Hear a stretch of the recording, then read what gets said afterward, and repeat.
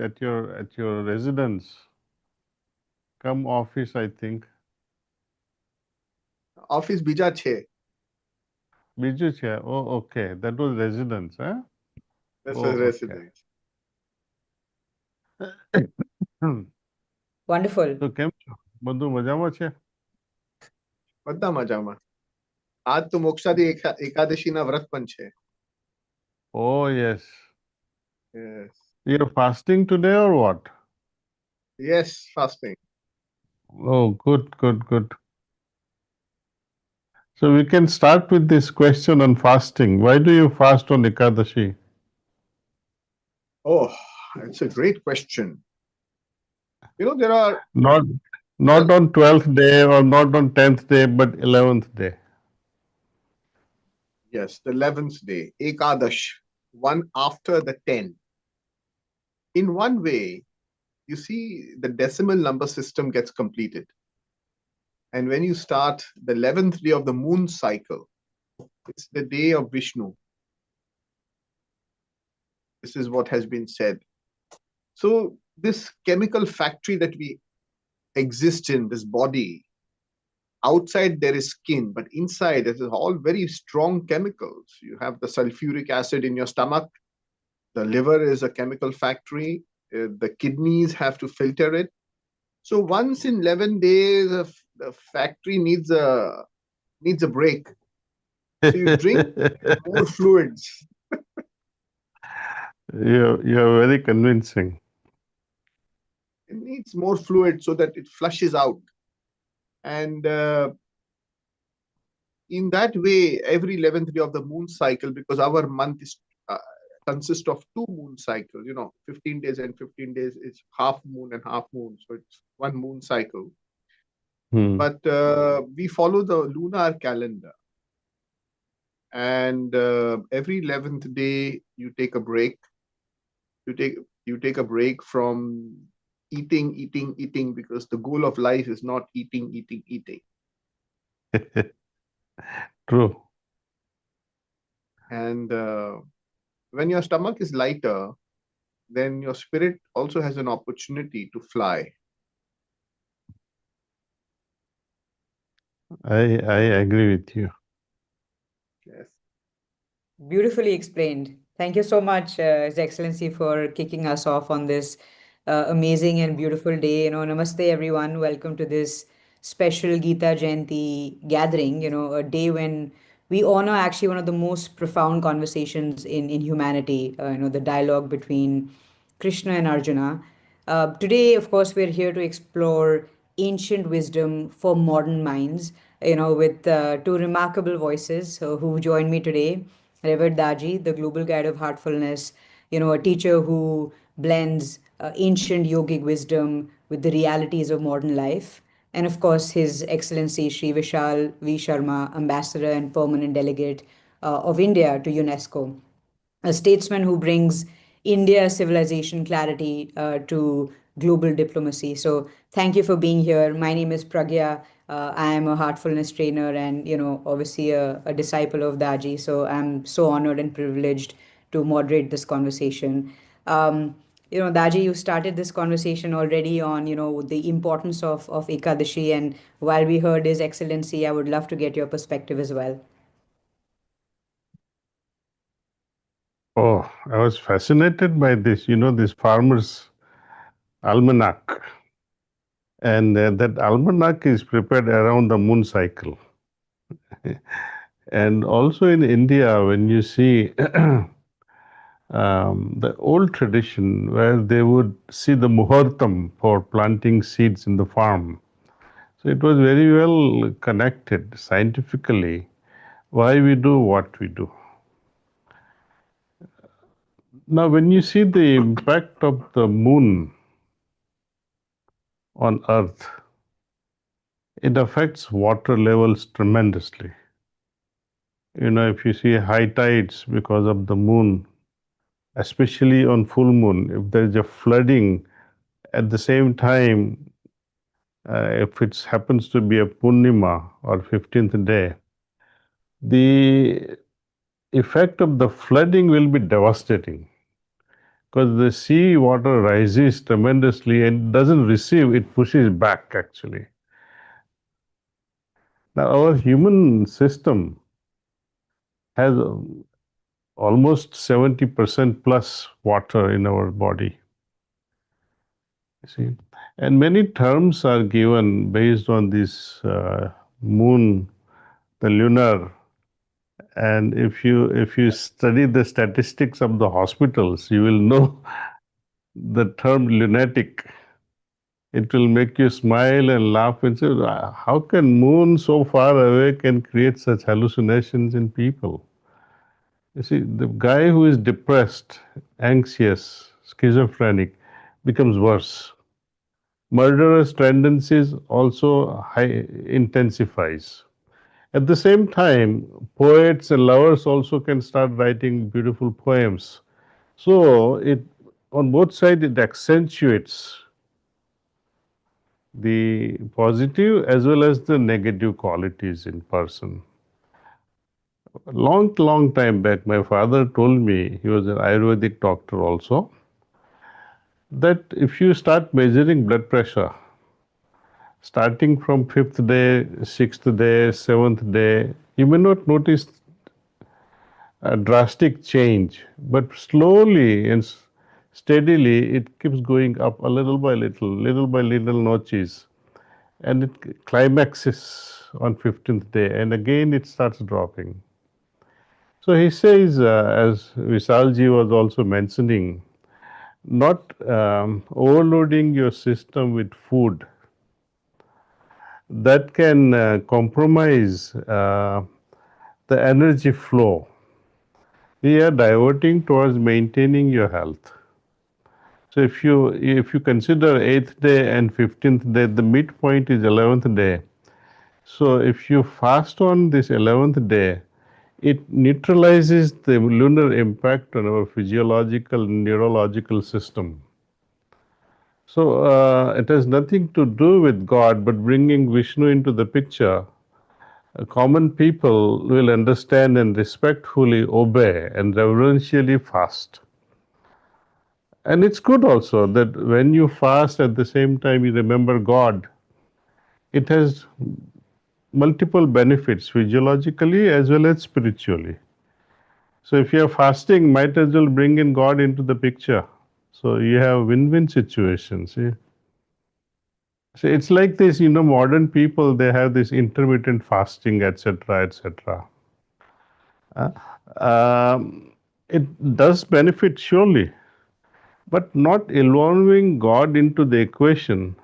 Though they fast, they still remain tamasic because they are crazy, single-minded attention on body. It makes them tamasic, though they are fasting. Bringing God into the equation changes the whole thing. See, it's not only a fasting and rejuvenating your body, having that what is that effect called? Uh,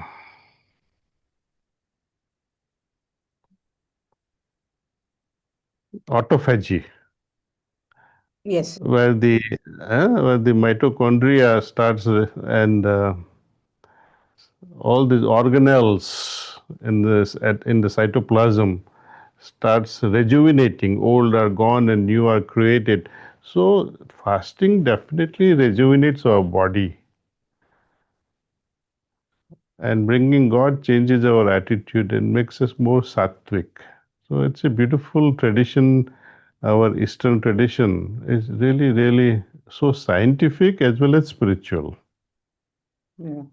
Beautifully shared, Daji. Thank you so much. And of course, His Excellency explained the impact on the body, and I think Daji, you touched upon something very important, which even the Bhagavad Gita talks about, which is the connection between the Prakriti and the Purusha, right? And that's something we read a lot about in the Bhagavad Gita. So I'd like to ask you the first question on, Daji, you often say that wisdom must be experienced and not memorized.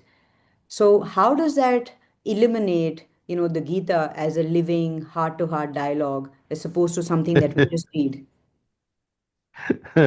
You're making me laugh. While you were asking me this question, in London only, when I was there meeting Shri Vishalji, I was also invited at Swaminarayan temple there. And I was welcomed with so much of gusto there, with a lot of respect.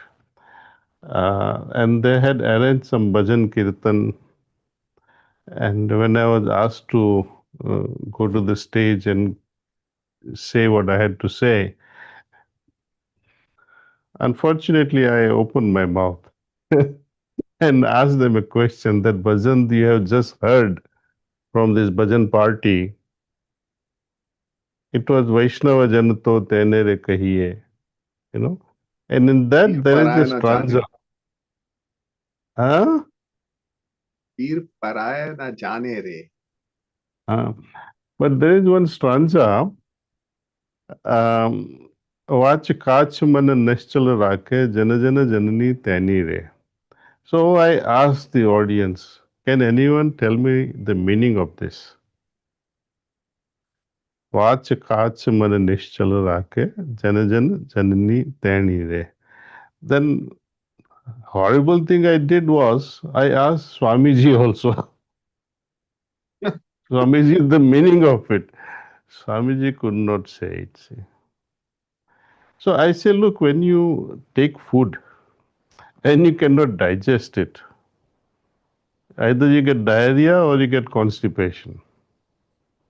Knowledge, the wisdom that we get as information, and remains misunderstood or not understood at all, it becomes a burden on your mind. You get mental constipation then. See, a lot of people know Gayatri Mantra. You ask even a little child, parents also, they Om Bhurva. When you ask the meaning of it, they're helpless. Same thing is Gita. You know, we ask children, please recite chapter number 2, sloka number 10. Child will start vomiting, word for word, English translation also. You ask the meaning, they'll say the meaning also because they have translated it in English. But when you go into depth of it and ask, how does it matter in our real life? Very few people can share that wisdom in a practical way that, yes, I have experienced it that way. Like when you say, when you read Gita, or when you transport yourself back to that war zone, Kurukshetra war zone, and we see Lord Krishna is there, he's a divine Purusha. And imagine divine Purusha had to convince Arjun. That only means Arjun did not see him as divine Purusha. Otherwise, when Lord Krishna says fight, he should have begun fighting. He had to be convinced. Not only that, when Krishna shows him the Vishwarup Darshan, the great opportunity, he begins to tremble out of fear. So, can you say it is a true darshan? When your beloved is in front of you and say, my beloved, I'm afraid of you. Go away from here. That's not your beloved then. That's not your God. So imagine today we bowing in front of not the real Krishna. How are you going to get realization? Because our journey is always outward. Though Lord Krishna, if I'm not mistaken, chapter number 10 and sloka 20, where he says, I dwell in every heart. He has given his home address. Pragya, would you give your home address? He won't give you home address, but Lord has given. He said that this is my home address. Come to me. And we keep looking for him outside. So your search naturally fails, even though you are sincere about the whole search. We are all seeking God very sincerely and very honestly. But unfortunately, our elders, our parents, our gurujans, our scriptures, they all say, go to temple. You'll find God there. It's okay, you can begin puja, but ultimately, that Antaryamin, not Bahiryamin, he dwells within. And no less a person than Lord Krishna says, declares, I dwell in everyone's heart. So we have to experience him in our hearts. See? This is, if there is one single message to be taken from Gita, it is this. Look for him in your heart. Experience his presence in your heart. Stop searching for him outside. Stop wasting your money in travels. Yeah, that's a very powerful message, Daji. That memorization leads to mental constipation, and truly experiencing the Gita is about the inner journey. So, thank you really for sharing that. And, Your Excellency, if the Gita is a living dialogue and obviously not just a scripture, how do you see its relevance in diplomacy and the global conversations, that you are at almost every day? Well, let me tell you that the Bhagavad Gita is believed by some to have been spoken, if you coincide with the months, it's around 22nd of November, 3126 BCE at 6:45 a.m. in the morning under a banyan tree between two of the largest armies assembled. Though it was spoken over 51 centuries ago, it is still a living dialogue, like a pulse, steady and continuously current. You see, foreign policy is useful because you don't have to use military policy. But what do you do when you're on the battlefield? When you're on the battlefield, your dharma is to fight. It is only the collapse of foreign policy that brings you on a battlefield. If your foreign policy worked, you would not have been in the battlefield in the first place. But now that you find yourself on the battlefield, it may be the battlefield of Kurukshetra, it may be the battlefield of diplomatic interactions, it may be the battlefield of everyday living in the corporate world, in the student world, in your job, with your family members. What do? Do you face the challenges, or do you start weeping and crying and become depressed? So one of the words that Krishna uses for Arjuna is Uttishta Bharata. Give up this petty weakness of heart and arise, O chastiser of the enemy. So when in a depressed manner, your heart, again, Krishna goes to the heart, as Daaji very rightly said, and give up this petty weakness of heart. So when we face challenges, at least rise up and face them. We may not be the best 100-meter runner in the race, and we may not win a gold medal. Doesn't matter. At least run to the best of the limited ability that we have. I may not be the best. I'm certainly not the best diplomat in the world. But whatever limited ability that God has given me, life has given me, at least let me rise up with that limited ability and face up the challenges. So, in a way, the message of the Bhagavad Gita, although it was spoken 51 centuries ago, it's still relevant today. And when you rise up, what do? You face the challenges. What does it mean to face the challenge? It means walk the path, you know, walk the path, or rather, there is I think, a television show with a journalist called Talk, Walk the Talk. So walking the path actually means walk the talk, put the philosophy into practice. So, and you know what happens, the conversation of the Bhagavad Gita lasts about 45 minutes. It's a conversation. They were friends, childhood friends, and one friend has to fight the battle of his life, and he's weeping.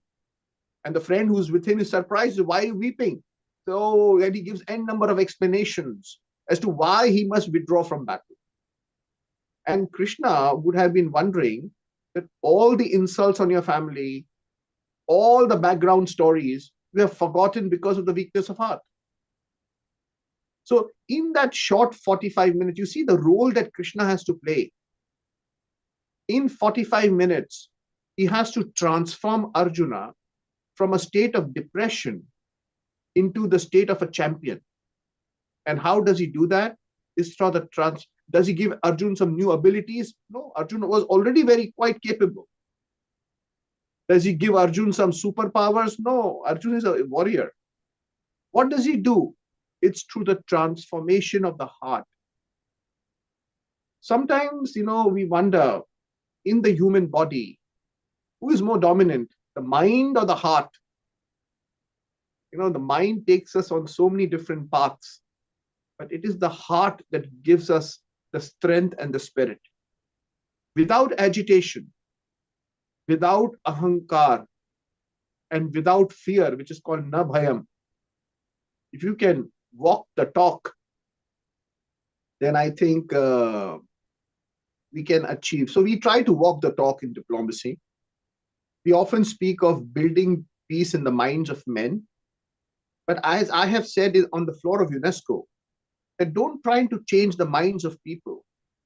Try to change the hearts of people. Because if you manage to change the heart, then it is the heart that really pumps the blood to the brain. You would have won a great victory. And our lessons of the Bhagavad Gita is you to give your best, but even if you do not succeed, do not worry. Enjoy the journey. Every effort that you do, it has to be done from a bhavana of seva. And whether you win, whether you lose, the objective is to be truthful to the path, to be truthful to what you feel is right in your heart, and give it your best shot. This is what we try to do, at least in diplomacy. And in everyday living, the lessons of the Bhagavad Gita remain as relevant as they are. And as Arjun awakens at the end, it is the Gita's magic. It treats doubt not as an enemy, but as the doorway to clarity. And you know what Arjuna does at the end? He achieves victory. Who do you give the credit of Arjuna's victory to? Do you give the credit to his Gandiv? Do you give credit to his great archership?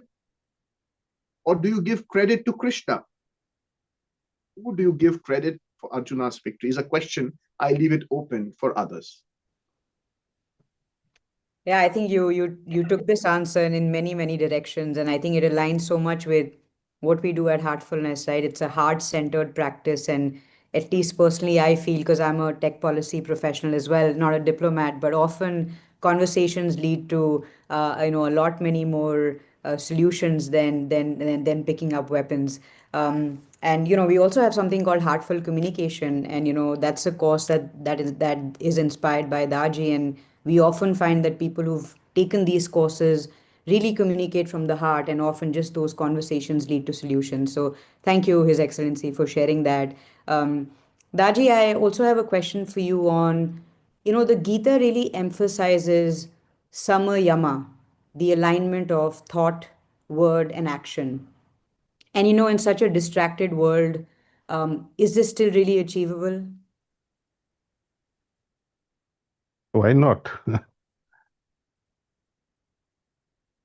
when your heart gets purified, eventually with pranahuti, with transmission, and with your penances, with your tapas, with your practice, which is just 5, 10 minutes, 15 minutes every morning, 10, 15 minutes in the evening, and for 2, 3 minutes before you go to sleep. It doesn't take much to remain in touch with your inner self. See, few minutes of meditation with this yogic transmission puts you in a different dimension altogether. Your inner environment suddenly shifts. You remain more centered. So when you speak, when you look, when you uh, take any actions or make any decisions, it is through your heart. Then see, it's everything becomes heart guided. So there are very little chances of making mistakes when you are guided from the heart. Now, when Vishalji was talking about 45 minutes, I was wondering, did Krishna and Arjuna had time when the bugles were on, sirens were going on and say, let's begin, time to attack, Akraman. When you finish all these slokas, from number 1 to the last one, 18th chapter, how long will it take you? A long, long time. Not 45 minutes. So, what I'm trying to say, when you analyze it and think it deeply, it was not mouth to ear kind of a communication. It was heart to heart type of transmission. Lord Krishna hardly uttered 7 or 8 verses which are hidden in today's Gita. Rest of them were transmitted for Arjun's transformation. Because by speaking words, no one really gets transformed. If I say, Pragya, behave, it, it, it will not work. Your mother has told you so many times, but it will not work. But if transmission is given to you with pure intent, then you will slowly start changing without any external so-called appeal, because that voice will come from inside and that will prompt you to behave in a particular way. So that was the way how Krishna transformed Arjuna through yogic transmission. And whatever the transmission was, and that question and confusion versus the answers and solution what Krishna was giving, it was in silence. And that communication was picked up by Vyasa. And that vibratory communication, which was picked up by Vyasa, was transcribed in words in the form of verses. That is the Gita that we read today. And since we know how to download all these messages, etc., your emails, thousands of emails in 5 minutes. But if you have to write and read thousands of emails, it takes a very long, long time. But it can be transmitted very fast. So that's what had happened at that moment, how Gita came into existence, you see. So we have to understand that personality of caliber like Lord Krishna can transmit with will, and with that will, with that sankalpa, yogic sankalpa, he is able to transform the heart of the recipient. That is possible even today. Your actions can be transformed, your thoughts can be transformed, your personality can be transformed. But of course, recipients' cooperation is required. See, here Arjun was cooperative. He was willing to listen. He was willing to change. If he was not willing to, then all this transformation would not have happened. So, from our side, as seekers of God, we have to recognize this. If I want to change, I need to accept it and open my heart, cooperate. Your willingness is required that, yes, I want to change and may this help come to me. So it's possible. No, absolutely, Daji. And you know my mother, and she will validate that all that she has told me has not worked. But certainly, practicing heartfulness has truly brought some transformation in me. So I'll be ever grateful to you for that. Um, His Excellency, I have the last question for you. You know, of course, in diplomacy, alignment of thought, word, action is essential, because you're building trust, you're building balance. And the Bhagavad Gita, gives humanity a framework for ethical clarity. I'm very curious to hear from you and understand from you on how really you see a lot of the learnings from the Bhagavad Gita in action as you are in these global conversations. In diplomacy, you have to control your reaction. Very, very careful on your reaction. But as we now reflect on the three intertwined qualities, congruence, balance, and samyam, the Bhagavad Gita offers to the modern world, if I can say CBS, you have CBS News in the US, but the CBS is congruence, balance, and samayam. Each is a stepping stone from inner turbulence to inner sovereignty. The term of inner sovereignty, that how I react is under my control. The external stimuli is not under my control. What people do is not under my control. But my reaction to them is under my control. Every morning people drink their glass of juice. We diplomats have to drink our glass of frustration. You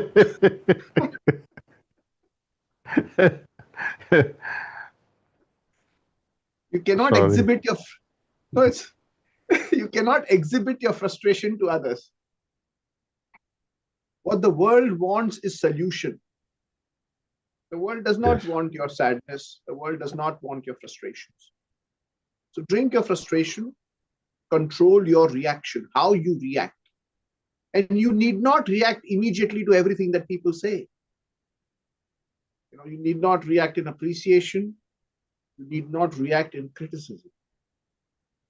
But control the reaction as much as possible. Congruence is the Gita's invitation to live with this inner alignment.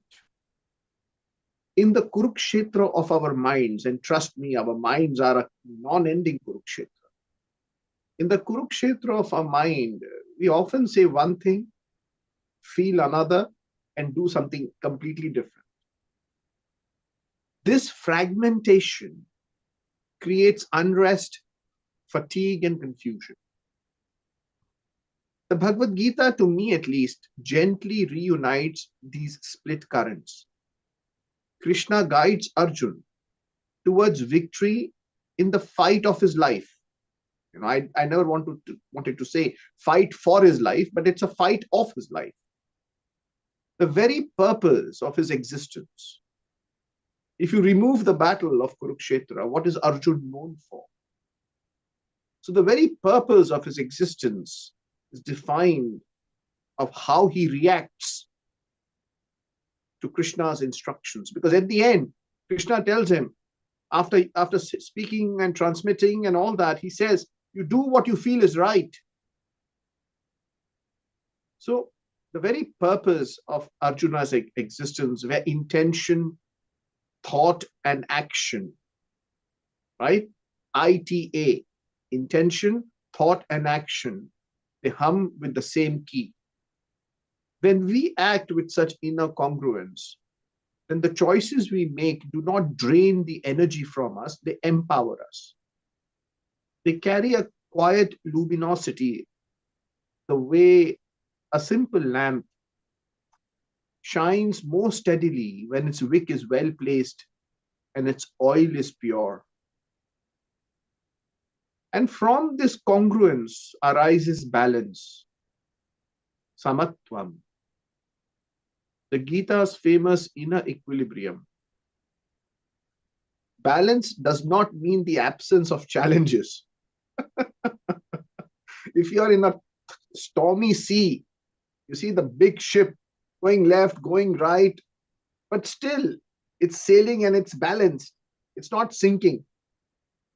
So, balance does not mean the absence of challenges or external forces, but it means absence of inner collapse. Depression is when inner collapse happens. So, this inner collapse has to be fought against.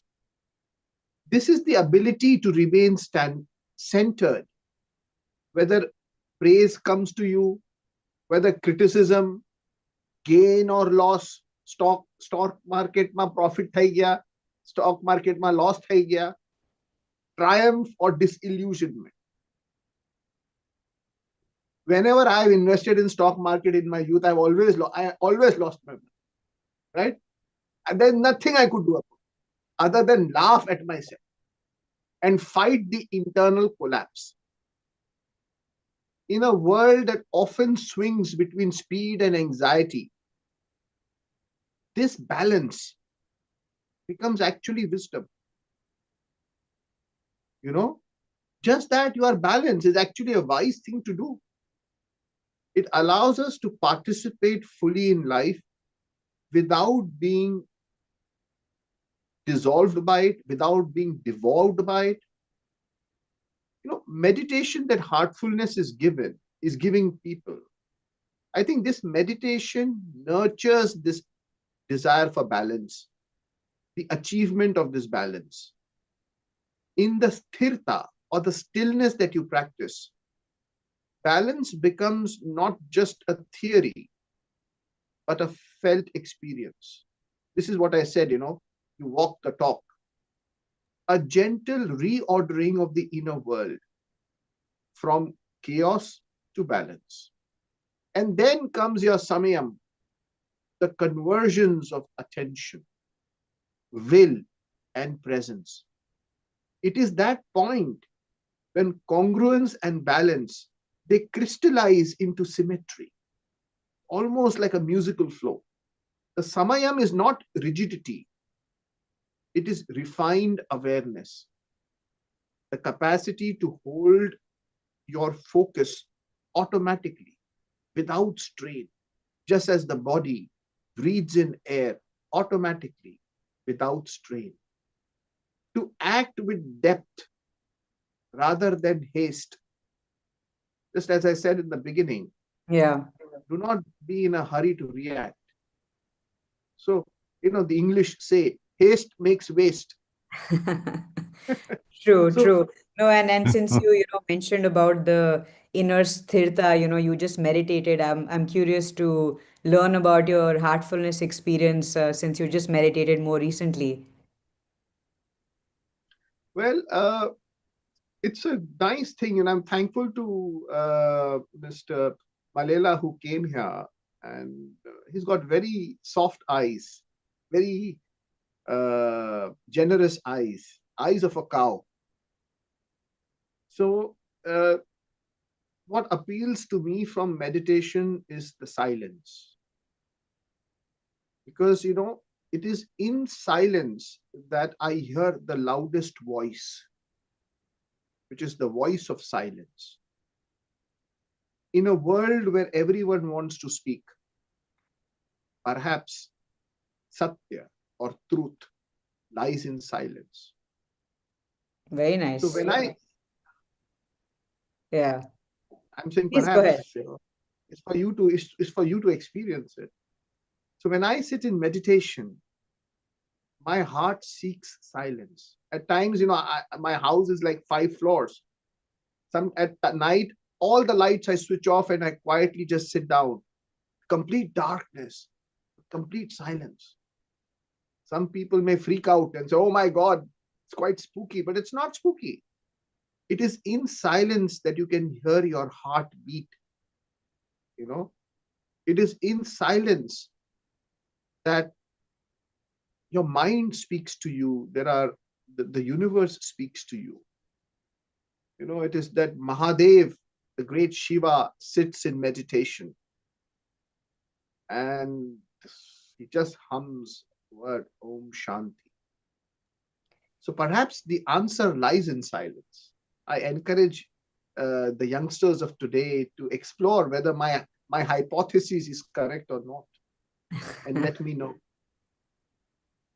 So on that note, Daji, should we meditate? Otherwise, I have one last question for you around, really, you work so closely with, youth and educators. And, we have a school and we're thinking about building a university at Heartfulness. How do you think meditation can really shape conscious leadership for tomorrow? For that, you have to really understand what meditation can do. See, in my recent talks, I have become a little bit more courageous in asking questions to audience. What do you understand by meditation? You all are here. You all want to learn meditation. There are CEOs and there are, all kinds of people there. They all have different answers. Meditation is peace, meditation is centeredness, meditation is wisdom, etc. Meditation is focusing, meditation is concentration. So everyone has a different view. Even Oxford Dictionary says that meditation means to think on one object continuously. Purpose, especially in yoga, of dhyan, loosely translated as meditation, is to meditate on God.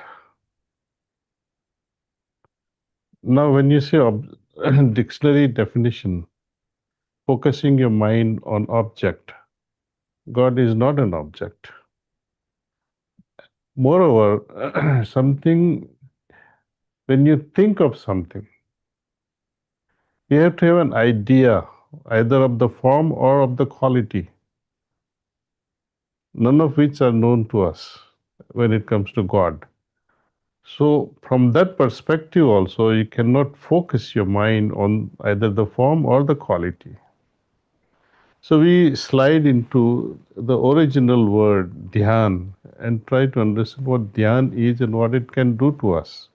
Not just the students in universities and schools, but everyone whosoever meditates, whosoever performs the dhyan. Dhyan, if you break the sandhi, is dhi plus yan. And dhi, this letter comes twice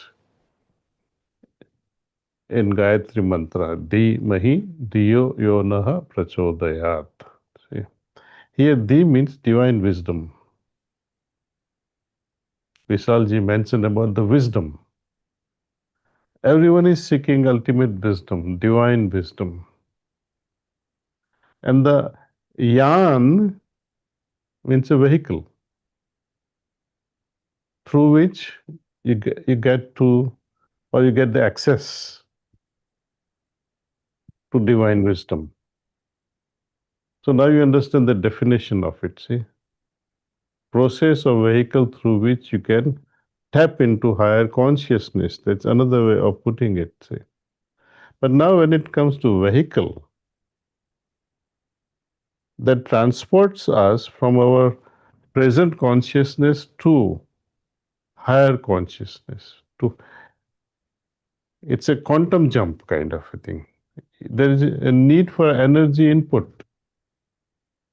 All vehicles need energy input. Shifting consciousness also needs energy input. That's where pranahuti comes into picture. So without this pranahuti, You can never ever meditate and change your consciousness. Take it for granted. The references to back my claim, you read Kenopanishad, where the sage mentions that just as you need annasya annam, our annamaya kosha, or the physical body requires nourishment. Manomaya and Vijnanmaya kosha require some enrichment at a mental level. How will you nourish your soul? So sage answers in the same sloka, it is pranasya prana. And who can transmit this prana? Suppose you begin to transmit your prana at an individual level to another person. You having limited prana resources, you will deplete yourself. So one has to remain connected with the source to draw that energy and transmit it from one's heart to another person's heart. So this is the mechanism of how pranahuti flows in heartfulness. It is the pranahuti that energizes that vehicle during meditation, transporting our consciousness to higher levels. It's as simple as that.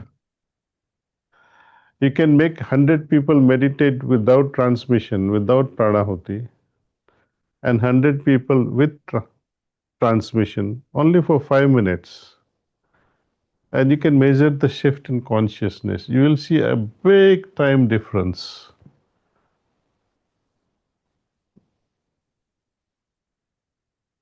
So, and once you have touched the higher level of consciousness, awareness, you have tapped into wisdom, then you remain self-guided entity. So every decision then on you make through meditation or through meditative heart will be just the right one for that moment. Be you a housewife or a laborer in the farm or a teacher or an ambassador like Vishalji, meditation is the key. Once you are meditative and have cultivated your mind into this continuous meditative state, you can perform magic. It cannot easily fail.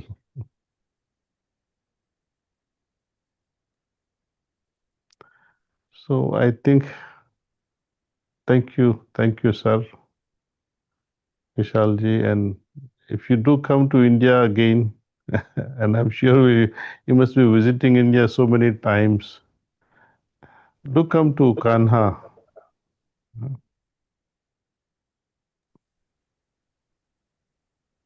Absolutely. Thank you, Daji, and thank you, Your Excellency, and heartfelt thanks to everyone who's sort of joined us from across the world. And I think on this sacred, Gita Jayanti, I hope we can, begin our inner journey of really experiencing the Gita and do that through dhyana as Daji just taught us. So thank you again, and of course, Your Excellency, you're welcome to Heartfulness and Kana Shanti Ravanam. As Daji said, we would love to host you. I'm there in 15th or 16th December in Hyderabad. Oh, wonderful. Most welcome, sir. Good, sir. Good. Thank you. Thank you, everyone. Thank you so much.